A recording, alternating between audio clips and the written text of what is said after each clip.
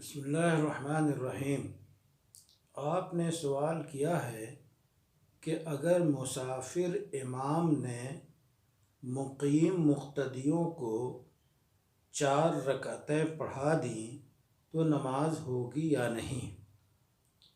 تو اس کا جواب واضح ہے کہ جس امام نے سفر کی حالت میں 2 رکعت کے بجائے 4 رکعت بھول کر پڑھا دی تو اس کا جواب یہ ہے کہ اس امام نے اگر سجدہ سہو کر لیا تو اس امام کی نماز ہو جائے گی۔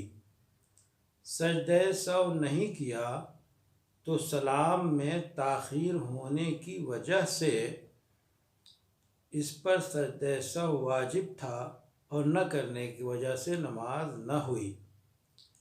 اب جب تک نماز کا وقت ہے، نماز کے وقت کے اندر وہ اس نماز کا اعادہ کرے گا، اور اعادہ جو ہے وہ 2 رکعت ظہر کی نماز یا عصر کی نماز یا عشاء کی نماز ادا کر لے گا۔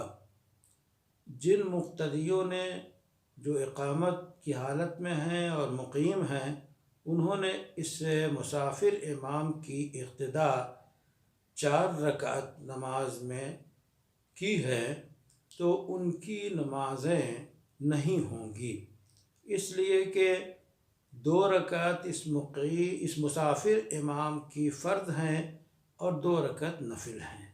اور مسئلہ یہ ہے کہ نفل پڑھنے والے کے پیچھے فرض پڑھنے والے کی اقتداء نہیں ہوتی ہے، اس لیے جتنے مقیم مقتدیوں نے 4 رکعت پڑھانے والے مسافر امام کی اقتداء کی ہے وہ اپنی نماز لوٹائیں گے۔